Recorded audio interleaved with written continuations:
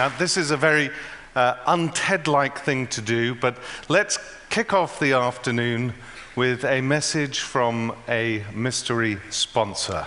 Dear Fox News, it has come to our unfortunate attention that both the name and nature of Anonymous has been ravaged. We are everyone and we are no one. We are anonymous, we are legion. We do not forgive, we do not forget. We are the face of chaos. Anonymous, ladies and gentlemen, a sophisticated group of politically motivated hackers who have emerged in 2011. And they're pretty scary. You never know when they're going to attack next, who, or what the consequences will be. But interestingly, they have a sense of humor. These guys hacked into Fox News' Twitter account to announce President Obama's assassination.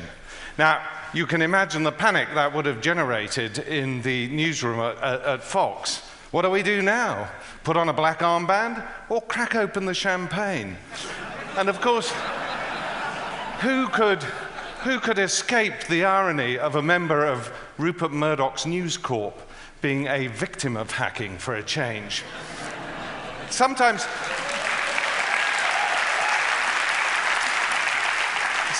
you know, you turn on the news and you say, is there anyone left to hack?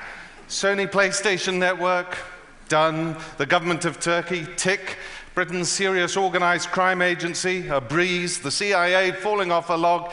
In fact, a friend of mine from the security industry told me the other day that there are two types of companies in the world, those that know they've been hacked and those that don't. I mean, 3 companies providing cybersecurity services to the FBI have been hacked. I mean, is nothing sacred anymore, for heaven's sake? Anyway, this mysterious group, Anonymous, and they would say this themselves, they are providing a service by demonstrating how useless companies are at protecting our data. But there is also a very serious aspect to Anonymous. They are ideologically driven. They claim that they are battling a dastardly conspiracy.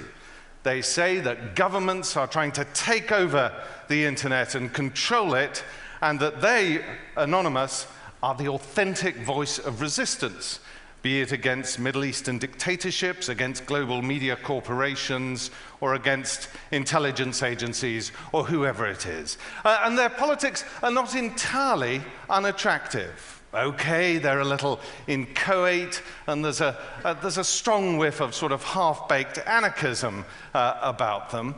But one thing is true.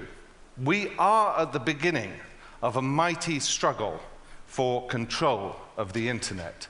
The web links everything, and very soon it will mediate most human activity, because the internet has fashioned a new and complicated environment for an old age dilemma that pits the demands of security with the desire for freedom. Now, this is a very complicated struggle, and unfortunately for mortals like you and me, we probably can't understand it very well. Nonetheless, in an unexpected attack of hubris a couple of years ago, I decided I would try and do that.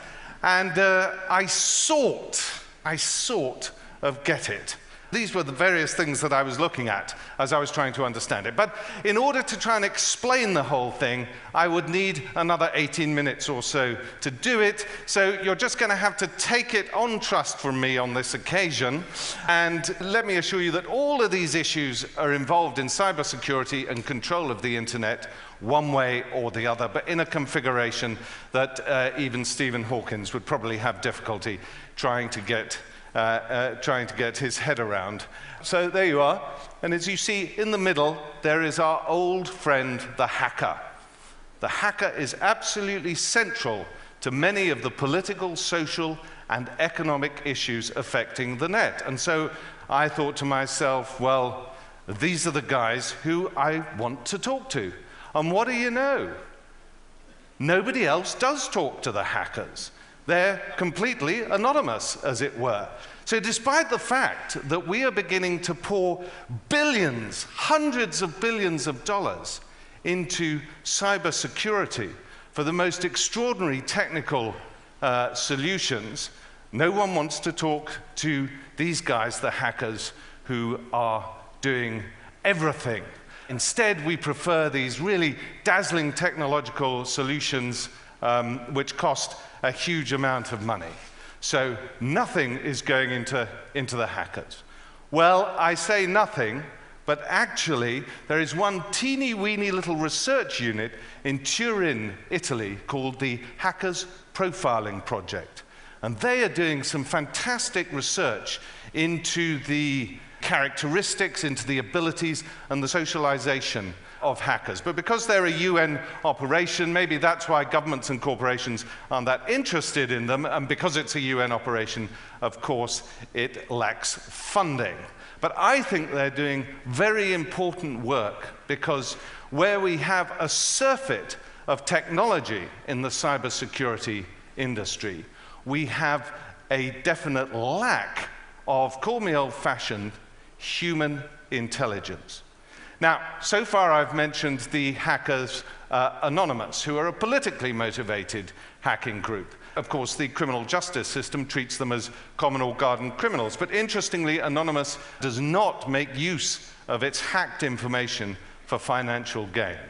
But what about the real cyber criminals? Well, real organized crime on the internet goes back about 10 years, when a group of gifted Ukrainian hackers developed a website which led to the industrialization of cybercrime. Welcome to the now forgotten realm of Carter Planet. This is how they were advertising themselves a decade ago on the net. Now, Carter Planet was very interesting. Cyber criminals would go there to buy and sell stolen credit card details, to exchange information about new malware that was out there. And remember, this is a time when we're seeing for the first time so-called off-the-shelf malware. This is sort of ready-for-use, out-of-the-box stuff which you can deploy even if you're not a terribly sophisticated hacker. And so Carter Planet became a sort of supermarket for cyber criminals. And its creators were incredibly smart and entrepreneurial, because they were faced with one enormous challenge as cyber criminals. And that challenge is, how do you do business? How do you trust somebody on the web who you want to do business with when you know that they're a criminal? I mean, it's axiomatic that they're dodgy and they're going to want to try and rip you off.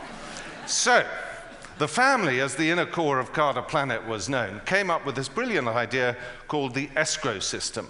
They appointed an officer who would mediate between the vendor and the purchaser. The vendor, say, of stolen credit card details. The purchaser wanted to get hold of them. The purchaser would send the administrative officer some dollars digitally, and the vendor would sell the stolen credit card details, and the officer would then verify if the stolen credit cards worked. And if they did, he then passed on the money to the vendor and the stolen credit card details to the purchaser. And it was this which completely revolutionized cybercrime on the web. And after that, it just went wild. We had a champagne decade for people we know as carders. Now, I spoke to one of these carders, who we'll call Red Brigade, although that was not even his proper nickname, but I promised I wouldn't reveal who he was. And he explained to me how in 2003 and 2004, he would go on sprees in New York, taking out $10,000 from an ATM here, $30,000 from an ATM there, using cloned credit cards. He was making, on average, a week, $150,000, tax-free, of course.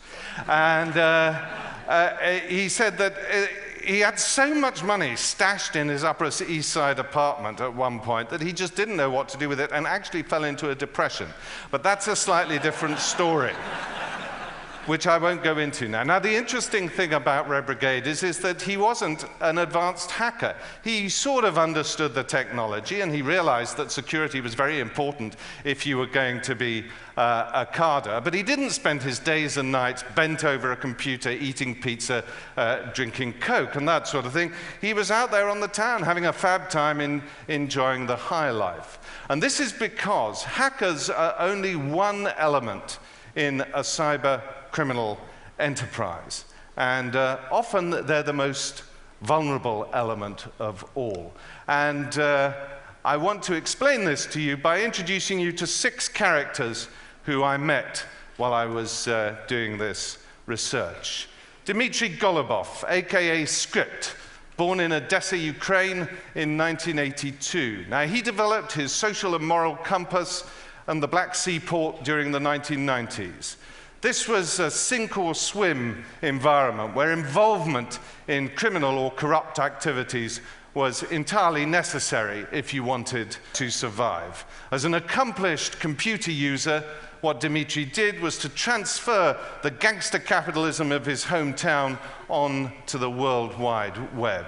And he did a great job in it. You have to understand, though, that from his 9th birthday, the only environment that he knew was gangsterism. He knew no other way of making a living and making money. Then we have Renukant Subramaniam, aka Jilzi, founder of Dark Market, born in Colombo, Sri Lanka. As an 8-year-old, he and his parents fled the Sri Lankan capital because Sinhalese mobs were roaming the city looking for Tamils like Renu to murder. At 11, he was interrogated by the Sri Lankan military, accused of being a terrorist, and his parents sent him on his own to Britain as a refugee seeking political asylum. At 13, with only little English and being bullied at school, he escaped into a world of computers where he showed great technical ability, but he was soon being seduced by people on the internet. He was convicted of mortgage and credit card fraud, and he will be released from Wormwood Scrubs jail in London in 2012. Matrix 001, Matrix 001, who was an administrator of Dark Market, born in southern Germany to a stable and well-respected middle-class family. His obsession with gaming as a teenager led him to hacking, and he was soon controlling huge servers around the world where he stored his games that he had cracked and pirated. His slide into criminality was incremental, and when he finally woke up to his situation and understood the implications, he was already in too deep. Max Vision, aka Iceman, mastermind of Carter's Market, born in Meridian, Idaho. Max Vision was one of the best penetration testers working out of Santa Clara, California in the late 90s for private companies and voluntarily for the FBI. Now, in the late 1990s, he discovered a vulnerability on all US government networks. And he went in and patched it up because this included nuclear research facilities, sparing the American government a huge security embarrassment. But also, because he was an inveterate hacker, he left a tiny digital wormhole through which he alone could crawl, but this was spotted by an eagle-eye investigator, and he was convicted. At his open prison, he came under the influence of financial fraudsters, and those financial fraudsters persuaded him to work for them on his release. And this man with a planetary-sized brain is now serving a 13-year sentence in California. Adewale Taiwo, aka Freddie Bibi, master bank account cracker from Abuja in Nigeria. He set up his prosaically entitled news group, bankfrauds@yahoo.co.uk, before arriving in Britain in 2005 to take a master's in chemical engineering at Manchester University. He impressed in the private sector, developing chemical applications for the oil industry while simultaneously running a worldwide bank and credit card fraud operation that was worth millions until his arrest in 2008. And then finally, Çağatay Evyapan, aka Chow, one of the most remarkable hackers ever from Ankara in Turkey. He combined the tremendous skills of a geek with the suave social engineering skills of the master criminal, one of the smartest people I've ever met. He also had the most effective virtual private network security arrangement that police have ever encountered amongst global cyber criminals. Now, the important thing about all of these people is they share certain characteristics despite the fact that they come from very different environments. They are all people who learned their hacking skills in their early to mid-teens. They are all people who demonstrate advanced ability in maths and the sciences. Remember, when they developed those hacking skills, their moral compass had not yet developed. And most of them, with the exception of Script and Chow, well, they did not demonstrate any real social skills in the outside world, only on the web. And the other thing is the high incidence of hackers like these who have characteristics which are consistent with Asperger's syndrome. Now, I discussed this with Professor Simon Baron-Cohen, who's the professor of developmental psychopathology at Cambridge, and he has done path-breaking work on autism and confirmed also for the authorities here that Gary McKinnon, who is wanted by the United States for hacking into the Pentagon, suffers from Asperger's and a secondary condition of depression. And Baron-Cohen explained that certain disabilities can manifest themselves in the hacking and computing world as tremendous skills, and that we should not be throwing in jail people who have such disabilities and skills because they have lost their way socially or been duped. Now, I think we're missing a trick here, because I don't think people like Max Vision should be in jail. And let me be blunt about this. In China, in Russia, and in loads of other countries that are developing cyber offensive capabilities, this is exactly what they are doing. They are recruiting hackers both before and after they become involved in criminal and industrial espionage activities and mobilizing them on behalf of the state. We need to engage and find ways of offering guidance to these young people, because they are a remarkable breed. And if we rely, as we do at the moment, solely on the criminal justice system and the threat of punitive sentences, we will be nurturing a monster we cannot tame. Thank you very much for listening.